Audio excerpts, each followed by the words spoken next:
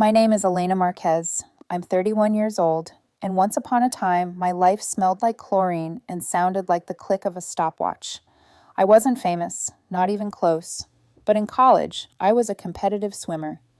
The days were a metronome of laps and lactic acid, mornings rising in the dark, nights falling into bed with muscles that ached like a good secret. Back then, I lived inside discipline. I trusted it the way some people trust prayer. Then I graduated and wrote the first lines of code that would become my software company. New rhythms took over. 12-hour sprints in front of a screen. Coffee instead of water. Investor meetings instead of practice sets.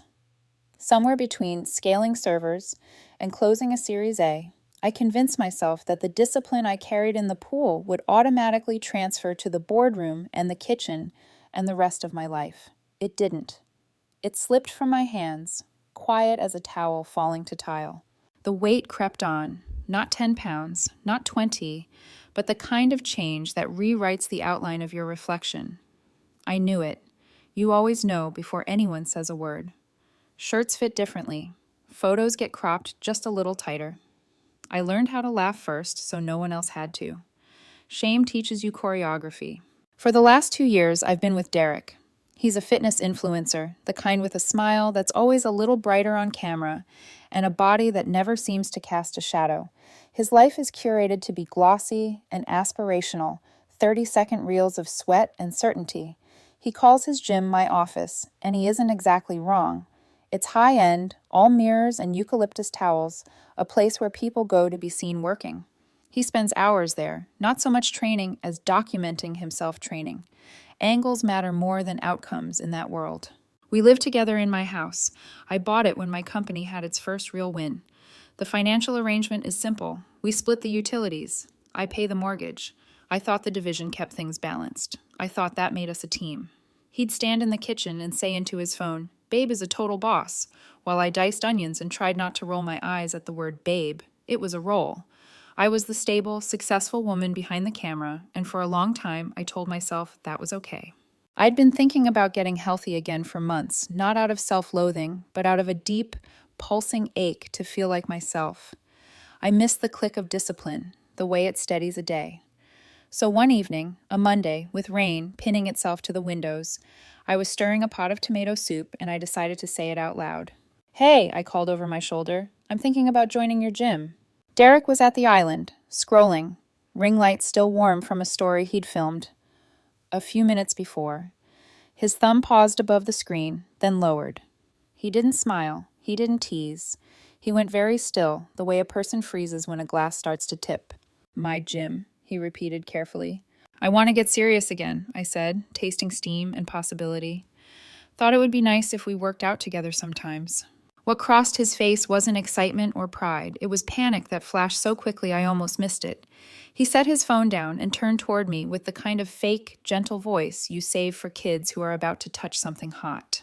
"Lena," he said soft, "I love that you want to be healthy. That's great. But my gym is my workspace. It's where I build my brand." I nodded, waiting. He took a breath like a diver about to go under. "So if you do join," he continued, "can you do me a favor? Just act like you don't know me there. I can't have people thinking—" He swallowed. "It would kind of hurt my image. You know, you'd embarrass me." The soup bubbled. The rain kept falling. In some other version of my life, the spoon clattered to the stove and I shouted. In this one, nothing moved. Not my hands, not my face. For a long second, his words hung between us like a banner at the wrong party. "You'd embarrass me." The sentence was simple. The implications were a cathedral. I set the spoon down and wiped my fingers on a towel. My mind did what it has learned to do. It processed. Input, analysis, conclusion. For 10 years, I have solved problems that insisted they were too tangled to fix. Scale a platform, ship a feature, refactor a mess that looked impossible. This was data too. Not a fight to win, but a pattern finally revealing itself. He didn't see me as a partner. He saw me as a risk profile. I watched him, the ring light reflecting a thin halo in the black of his eyes. He mistook my silence for peace. He kept talking, building a case for himself that no one had asked for. It's not personal, he said, which is what people say when it is entirely personal. People associate. They see us together and they assume things about me, about my programs. It's not fair, but it's how it works. He reached across the island and patted my hand. You get it, right? You're mature. You always do. There's a feeling athletes know when you've been underwater a beat too long and you're not panicking yet, but you've crossed some line between effort and danger. That line hummed inside me. I could feel something decisive turning over like an engine that had been asleep for years. Okay, I said, and I meant the syllable to be flat and unremarkable. I understand. Relief flooded his face. He smiled, bright again. You're the best, he said, reaching for his phone. Seriously, thank you for being cool about it. He didn't notice the quiet in my eyes because he wasn't looking. He was already composing a caption, already a few seconds into a future where nothing had changed. He believed he had protected his brand. He hadn't realized he had clarified my options. After dinner, he filmed a quick reel in the living room. I rinsed bowls and listened to his confident voice sell certainty. The algorithm loves certainty. I dried my hands and set my phone on the counter. A notification slid across the screen from a local account I follow, a clip of a woman at a different gym, deadlifting weight like it had offended her. The caption called her a machine. The comments called her real. Derek had mentioned her before, not by name, never by praise. He had that particular brand of polite disdain reserved for threats. I watched the clip twice and tucked the name away without saying it. Not a plan, not yet, just a direction on a compass. The house hummed with the ordinary sounds of evening. Derek rehearsed a smile in the front-facing camera. I opened the fridge and made a note of what wasn't in it. Later, in bed, he rolled toward me and said something sweet enough to pass. I made a noise that could have been a yes. He fell asleep fast, as people do when they haven't had to carry anything heavy all day. I lay there, eyes open in the dark, and counted breaths. 4 in, 7 hold, 8 out. The discipline crept back toward me on quiet feet, curious if I was ready to greet it again. I thought about the kitchen, the way he had said the word image, as if truth were a costume you pick up from wardrobe. I thought about the pool, about how water doesn't care what you look like as long as you move. I thought about the house, my house, and about the mortgage draft that would hit in the morning with my name on it and mine alone. You learn a lot swimming. How to cut the water, how to pace pain, how to bide your time. Okay, I had said. It wasn't surrender, it was a start. The rain stopped near midnight. The neighborhood exhaled. In the darkness, I could just make out the shape of my gym bag on the top shelf of the closet. It had dust on it. I imagined it clean. I imagined it packed. I imagined the first morning light hitting the driveway as I closed the front door behind me. A person can be an embarrassment, or a project, or a promise. I turned onto my side and closed my eyes. Tomorrow I decided I would choose. The next morning, I woke to the faint buzz of Derek's phone alarm. He stretched, yawned, and padded toward the bathroom with the confidence of someone who believes the world exists to frame him in the best possible light. I lay still, eyes tracing the ceiling, letting his words from the night before roll over me again. You'd embarrass me. Humiliation is a heavy stone, but if you grip it right, it becomes a weapon. I decided in that quiet moment, Derek wasn't my heartbreak. He was my case study. By the time he emerged from the shower, hairstyled, smile rehearsed, I was in the kitchen with my laptop. He kissed the top of my head in passing, already filming his morning motivation story, already hashtagging #grind, #goals, #blessed. He didn't notice the intensity in my eyes. He never looked that closely. I pulled up tabs, dozens of them, fitness trends, engagement metrics, sponsorship models. I wasn't a stranger to research. I'd built a company on it. And in Derek's world, data mattered more than dumbbells. So I treated this like what it was, a business problem disguised as a relationship. It didn't take long before one name surfaced again and again. Valerie Stone. I'd heard of her in passing. Derek had muttered about her before, always with a casual sneer. She tries too hard, he'd say. Not marketable. But the numbers told a different story. Valerie wasn't just posing with cute gym outfits. She was breaking personal records on camera, teaching proper form, posting full training regimens. She had credentials, certifications, athletic history, a reputation as relentless but real. Scrolling through her feed was like stepping into a different ecosystem, where Derek showed sculpted abs under perfect lighting, Valerie showed bruises from barbell rests, chalk-stained hands, the grind behind the image. Her engagement rate wasn't inflated with bots. It was raw loyalty. People didn't just watch her, they trusted her. And trust is scalable. That was her blind spot. I saw it instantly. She was trading hours for dollars, one client at a time. Her brand could be more than one-on-one sessions. It could be a movement. She just hadn't built the infrastructure yet. I clicked open a fresh document, its title, The Phoenix Project. 10 pages later, I had a proposal that felt more like destiny than strategy. A 3-month transformation documented in cinematic detail. Training, diet, setbacks, triumphs. Every ounce of honesty recorded by a professional video crew. The hook was simple: a former athlete rebuilding from ashes, coached by the most authentic trainer in the city. The platform would be ours. The story would be mine. Valerie would get scale. I would get my life back. And Derek? Derek would get front row seats to a lesson in irrelevance. I didn't approach Valerie as a client. I approached her as a partner. We met 2 days later in a quiet coffee shop tucked between a record store and a yoga studio. She arrived in workout gear, no makeup, hair tied in a knot that said function before style. Even sitting still, she radiated force like a coiled spring.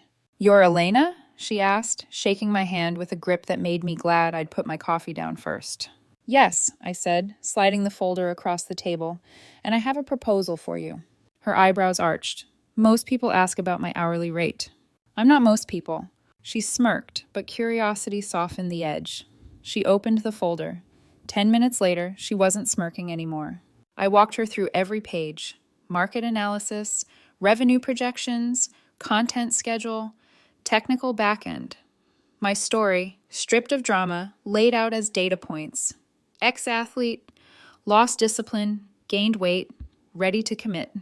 She would push me to my limit. I would pay her double her highest training fee for 3 months of exclusivity. Together, we'd package every drop of sweat into a premium online program. Half hers, half mine. Valerie leaned back, crossing her arms. "And what about him?" "Derek," I said his name like it was a footnote. "He's a variable that proved my hypothesis. This isn't about him. It's about building something real." For a moment, she studied me. Then a slow, sharp smile spread across her face. "I like the way you think." She extended her hand. "When do we start?" "Tomorrow," I said. That night, back at my house, I rehearsed my own kind of role. Derek lounged on the couch, editing clips of himself flexing in the perfect downlighting. I casually mentioned that maybe he was right. Maybe joining his gym wasn't for me after all. His grin was smug and satisfied. "Babe, it's for the best. Just eat a little better. Walk on the treadmill. You'll feel fine." I nodded, tucking away the flash of fire his words sparked. He didn't notice. He never noticed. He also didn't notice the new gym bag in my trunk, or that my alarm was set for 4:45 a.m. Tomorrow my war began, not with screaming matches or late-night ultimatums, but with iron, chalk, and cameras. Tomorrow, the Phoenix Project would be born. And the first ember of it was the one thing Derek never saw coming: me choosing to rise. The alarm pierced the dark at 4:45 a.m. I slid out of bed quietly, careful not to disturb Derek, who always slept best after basking in the glow of his own ring light. The house was still, the kind of silence that almost dares you to break it. My gym bag was already packed: water bottle, sneakers, sports bra that hadn't seen daylight in years. I stepped outside, the chill biting into my lungs, and for the first time in a decade, I felt the flicker of anticipation rather than dread. The drive across town was quiet, the city half asleep, streetlights blinking like they were watching. Valerie was waiting in the parking lot, leaning against her car, hoodie pulled tight around her face. She looked like she hadn't slept, but not in a tired way, in a dangerous way. "You ready?" she asked. "As I'll ever be," I answered. Her gym was nothing like Derek's temple of vanity. No eucalyptus towels, no mirrors angled for selfies, just steel, iron, and the faint smell of chalk. Old school. Raw. Honest. The first session was brutal. Squats that made my thighs scream. Deadlifts that made my grip tremble. Push-ups that collapsed halfway through. Every rep stripped another layer of comfort I'd built around myself like armor. Sweat stung my eyes. Humiliation pricked my pride. And every time I thought I'd hit my limit, Valerie's voice cut through. Again. Don't you dare quit. You want your life back? Prove it. By the end, I was shaking so badly I nearly fell trying to retie my shoe. But underneath the pain, something electric pulsed. Something I hadn't felt in years. At home, I wore a different mask. Derek looked up from his phone when I walked in around 7:30. Went for a run, I lied, tossing my empty water bottle into the sink. He smirked, satisfied. See, that's more like it. He didn't notice the red marks on my palms or the chalk dust faint on my leggings. By day 3, I could barely lift my arms high enough to brush my hair. Every muscle throbbed like it had been personally insulted, but the soreness wasn't defeat. It was evidence. Each ache was proof I was clawing my way back. Valerie pushed harder, and the cameras captured everything. The shakes, the failures, the set where I broke down crying because my body refused to obey my mind. The moment I picked the bar back up anyway. This, Valerie said to the videographer, pointing at my trembling legs, this is what transformation looks like. I realized then the story wasn't about perfection. It was about process. And process is something I knew how to respect. At home, Derek remained oblivious. He was too busy curating his perfect image to notice the chicken breasts filling the fridge or the broccoli crowding out his wine and cheese. Too busy filming sponsored posts to notice I collapsed into bed at 9:00 p.m. like a soldier after battle. His world ran on aesthetics. Mine was being rebuilt on substance. But discipline is more than sweat. It's strategy. Valerie knew this, and so did I. That Friday morning, a coffee truck pulled up right outside Derek's pristine gym. Its sign read in bold letters, "Fueling real workouts, courtesy of Valerie Stone Fitness." The timing wasn't random. It parked there from 9 to 11, just as Derek strutted in for his daily mid-morning session. Petty? Absolutely. But war isn't won by politeness. It was a message, not just to him, but to everyone who worshipped at the altar of optics. Authenticity had arrived at their doorstep, free coffee in hand. Later, I heard whispers through a mutual acquaintance. Derek was fuming, called it unprofessional, ranted about how Valerie was desperate. His voice rose so high people had started recording. I smiled when I heard. Desperation wasn't on Valerie's side. It was his. The week stretched into something both agonizing and exhilarating. By Sunday night, I felt both broken and reborn. My body ached in places I'd forgotten existed. My appetite shifted from cravings to fuel. My mornings, once sluggish, now carried an electric edge. And looming over it all was the plan, the reveal. Valerie had booked us a session in the glass-walled private studio inside the gym where Derek worshipped. 10 a.m. sharp, his prime hour, the time when lighting kissed his cheekbones just right. But this time the spotlight wouldn't be his. It would be mine. Monday morning. The city was already humming by the time I pulled into the lot of Derek's gym, but my pulse was louder than traffic, louder than anything. This was the day. The glassbox incident, though I didn't yet have a name for it, was about to right itself. Valerie met me at the entrance. She wore a black tank top, simple and sharp, her presence cutting through the noise like a blade. Beside her, 2 videographers adjusted their cameras, lenses gleaming under the lobby lights. To anyone watching, we didn't look like casual gym-goers. We looked like a production. And that was the point. Inside, we headed straight for the private studio. 4 walls of glass, no place to hide. Every rep I did, every drop of sweat, every breath, visible to everyone. It was a cage and a stage all at once. The workout was punishing.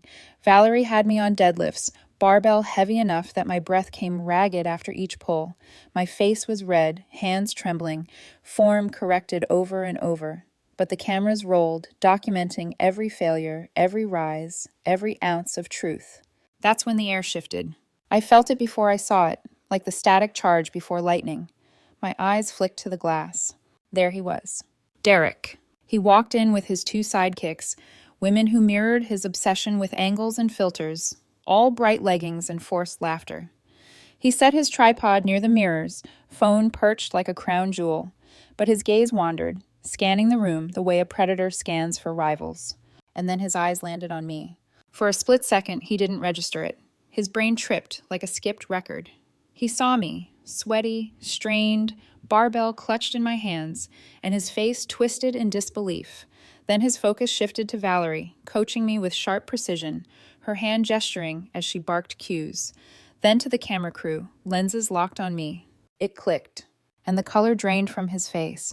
I dropped the bar with a clang that echoed across the room. The noise made heads turn, attention pivot. In that moment, I stood taller than I had in years, breathless but unbroken. I met his eyes through the glass. I didn't smile, didn't flinch. I just gave him a small, dismissive nod. The kind of nod you give to a stranger on the street, a formality without warmth. Derek froze. His friends glanced between us, confused, their fake cheer evaporating. He stood there a beat too long, then turned sharply, storming out, his entourage scrambling after him.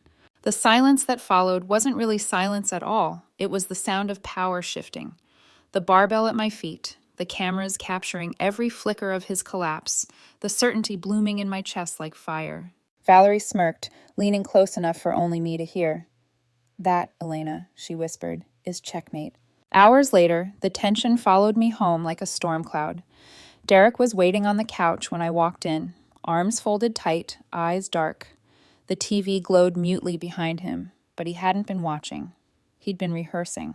"What the hell was that?" His voice cracked like a whip. I set my gym bag down slowly, keeping my face calm. "What was what?" He shot up from the couch, fists clenched. "Don't play dumb. You, with her. Cameras everywhere. You made me look like a fool in my own gym." I held his gaze, steady as still water. "No, Derek. I made myself look like someone worth believing in. You told me to act like I don't know you there, remember? I followed your instructions." For once, words failed him. His mouth opened, shut, opened again. He sputtered, choking on his own logic. Because I hadn't broken a rule, I had honored it, to the letter. "This isn't about you," I added, voice quiet but sharp. "This is about me." The fury in his eyes faltered, replaced with something worse, fear. He realized then that the narrative wasn't his anymore. It was mine, and the world was already watching. The fallout didn't take days. It took hours. By the next morning, Valerie's team had edited together a sleek 30-second teaser from the footage. Raw clips of me straining under the barbell, Valerie shouting cues over my groans. A final shot of me collapsing onto the mat, sweat-soaked, but smiling like someone who'd just survived war. The tagline bled across the screen. "Rebuilding from the inside out. The Phoenix Project. Coming soon." It hit social media at 9:00 a.m. By noon, it was everywhere. Fitness forums, local news blogs, even a few reaction stitches on TikTok. Comments flooded in, some amazed by the honesty, others inspired by the transformation barely beginning. Finally, real training. This is what we've been waiting for. Authenticity, aesthetics. And nestled between the praise were the questions. Isn't this Derek's girlfriend? Why isn't he supporting her? The irony was delicious. Derek's empire of perfection couldn't survive against a single clip of imperfection that told the truth. At home, the silence was thick enough to choke on. Derek sat stiffly on the couch, arms folded so tightly his knuckles whitened. He didn't look up when I walked in. Finally, he snapped. "You think you're clever? Sabotaging me? Using her?" I dropped my gym bag by the door, calm as stone. "No, Derek, I'm not sabotaging you. I'm saving myself. There's a difference." His laugh was bitter, sharp. "You humiliated me, in front of everyone." I stepped closer, let him see the fire he'd spent 2 years ignoring. "No. You humiliated me the moment you said I embarrassed you. All I did was listen. You told me to act like I didn't know you at the gym, so I did." He blinked, stunned, caught in the trap of his own words. He searched for something, an argument, a defense, anything. But logic had already cut him open. "You don't get it," I said softly. "This isn't about you anymore." By the end of that week, the Phoenix Project teaser had passed 100,000 views. Valerie's inbox overflowed with brand inquiries, sponsorship offers, interview requests. And me? I was suddenly being tagged in posts by strangers calling me brave, resilient, inspiring. Meanwhile, Derek's carefully manicured grid of workout reels began attracting a new kind of comment. "Why aren't you supporting Elena?" Kind of fake to pretend she doesn't exist. "Valerie's showing the real grind. You just pose." His smile started cracking in his videos. His captions grew defensive, preachy. His engagement dipped. At night, he paced the living room, muttering about algorithms, about betrayal, about how people didn't understand. I didn't argue. I didn't soothe. I simply watched, detached, like a scientist observing an experiment collapse. 2 weeks in, I decided the performance was over. I sat Derek down at the kitchen table, the same table where he once told me I was an embarrassment. My laptop was open beside me, spreadsheets glowing with numbers that proved I didn't need him anymore. "It's over," I said. His head snapped up. "What?" "This relationship, us, done." He laughed, thinking it was a bluff. "Elena, come on, you're just emotional." "No," I cut in, voice steady. "I'm logical. What you said wasn't just cruel, it was revealing. You don't see me as a partner, you see me as a liability, and I don't carry liabilities anymore." I slid a printed sheet across the table. 30 days notice, time to move out. His eyes scanned the page, disbelief flooding his face. "You're serious?" "Yes." He tried everything. Rage first. "You'll regret this." Pleading next. "I was stressed, I didn't mean it."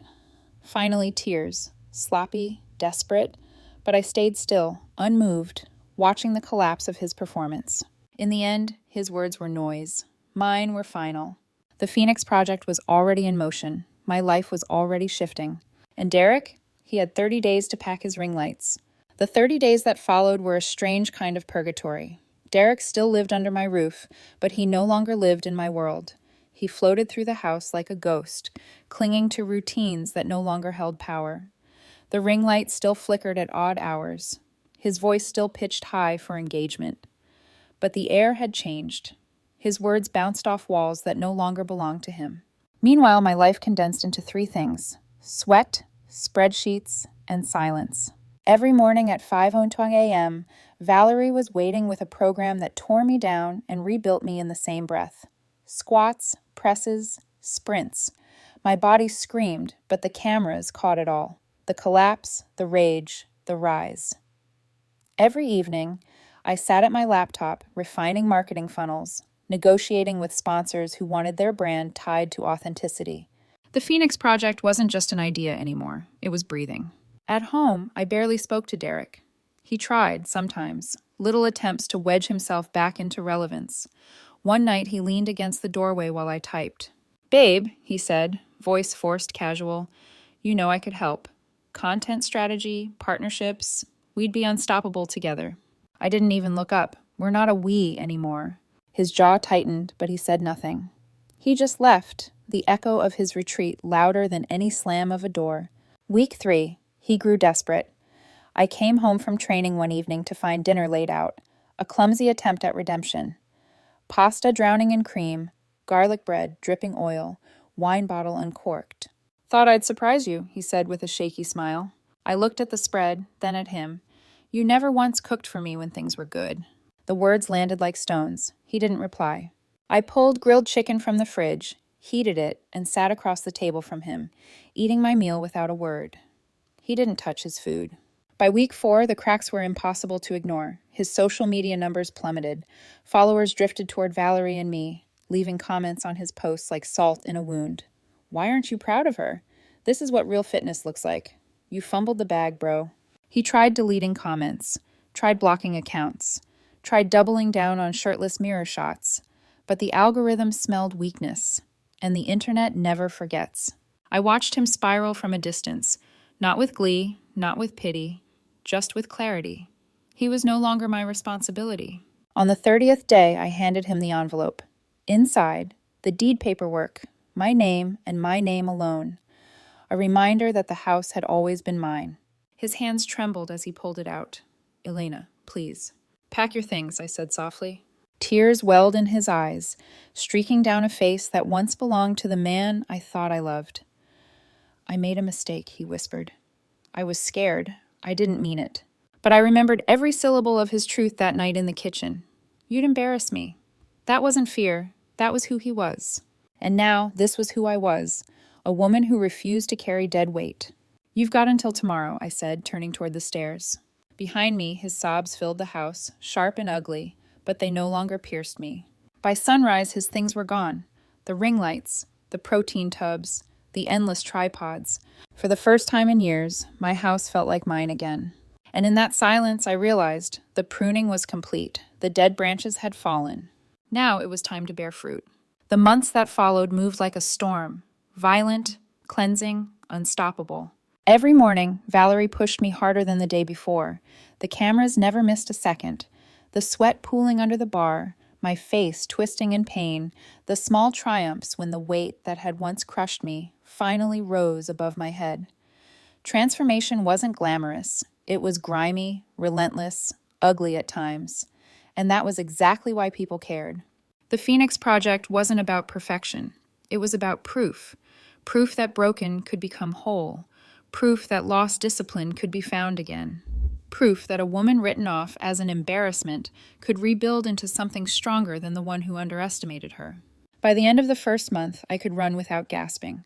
By the second, the mirror showed the faint outlines of the swimmer I used to be. Shoulders firm, back straight, eyes sharper.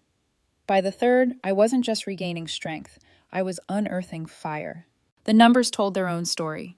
The teaser had turned into weekly episodes, raw vlogs, cut with cinematic training shots. Subscriptions poured in. Sponsors lined up. By launch day, we had pre-sold thousands of memberships to the Phoenix platform. Within a week, we broke projections. By the end of the month, we'd tripled them. Meanwhile, Derek's brand crumbled in real time. His engagement nosedived. His captions turned bitter, defensive, long rants disguised as motivation. Followers mocked him openly now. Screenshots of his tantrums circulated. His ring-lit confidence wilted under the weight of irrelevance. I didn't block him. I didn't gloat. I simply stopped looking. My eyes were fixed forward. One night, after a grueling session, Valerie handed me a towel and said, "You realize you're not just training anymore, right?" I frowned, confused. She pointed at the camera crew. "You're leading. People are following you. They see themselves in your fight. That's bigger than reps and macros. That's movement." Her words settled into me like an anchor. I had been so focused on the pain and the progress that I hadn't realized the ripple effect. The Phoenix Project wasn't just saving me. It was sparking something in others. For the first time in years, I felt like I wasn't swimming alone. 3 months in, I stood on stage at our launch event. Lights beamed down, cameras flashed, the air thick with expectation. Valerie introduced me not as her client, but as her partner. My transformation footage played on a massive screen, my bloated face from day one beside the lean, fierce woman I had become. Gasps filled the room, then applause. When I stepped up to speak, my voice didn't shake. "I thought I was someone else's embarrassment," I said. "Turns out I was my own investment, and the return has been extraordinary." The room roared. That night, alone in my kitchen, I opened my fridge. Meal prep containers lined the shelves, bright with greens and lean proteins. Where once there had been wine and cheese, now there was fuel. I smiled, not because I had a perfect body, but because I had reclaimed the part of me I thought was gone forever, discipline. And in the quiet, I whispered to myself, this is just the beginning. 3 months after Derek walked out of my house for the last time, I saw him again. It was a Saturday afternoon, the kind of ordinary day that hides extraordinary shifts. I was at the grocery store, basket in hand, scanning the produce aisle for ripe avocados. My cart was neatly packed. Meal prep ingredients stacked like quiet trophies: chicken, spinach, oats, salmon, sweet potatoes. Food that served a purpose. I turned the corner into the frozen section, and that's when I saw him. Derek stood in front of the pizza freezers, hoodie pulled low, sweatpants sagging, a half-empty energy drink dangling from his hand. His cart was a jumble of frozen dinners, sugary cereal, and discount snacks. His shoulders slumped in a way I had never seen before, not staged, not posed, just heavy. For a moment, he didn't notice me. I could have walked past, anonymous, invisible. But the universe has a cruel sense of humor, and his eyes lifted at the exact second mine did. Recognition flashed, followed by something else, something brittle, shock, envy, maybe shame. Because the woman standing before him wasn't the one he'd dismissed months earlier. I wasn't soft around the edges, shrinking in his shadow. My body was leaner, yes, but it was more than that. My presence was different. Shoulders squared, chin lifted, gaze steady. I carried myself like someone who had fought for every inch and won. His mouth opened, then closed. No words came. And me? I didn't feel rage. I didn't feel triumph. What I felt was a quiet peace that filled my chest like sunlight. I gave him the same nod I'd once given him through the glass wall of that studio, a nod that said nothing and everything at once. Then I turned back to my cart and kept walking. No scene, no drama, just closure. Later that evening, I sat at my kitchen table, laptop open to the Phoenix Project dashboard. Numbers ticked upward in real time. New subscriptions, new comments, new stories of people inspired to reclaim their own lives. The program was no longer just mine and Valerie's. It belonged to everyone who decided to rise. I thought about the journey, about the chlorine-stung mornings of my past, the boardroom stress, the weight that buried me, the night Derek told me I embarrassed him. Every moment had been a thread, weaving toward this. I lifted my glass of water, cool and clear, and whispered a simple truth. I was never your embarrassment. I was my own investment, and I've finally collected the return. The silence in the house felt different now, not empty, but full. And for the first time in a long time, I didn't feel like I was rebuilding. I felt whole.